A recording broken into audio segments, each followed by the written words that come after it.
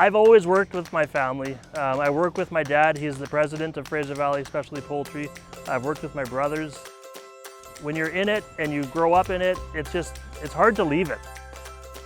Everything to do with the farming operation, we did all the steps. So I was involved in the hatchery, involved in the growing, the processing, and then beyond that, the sales and marketing.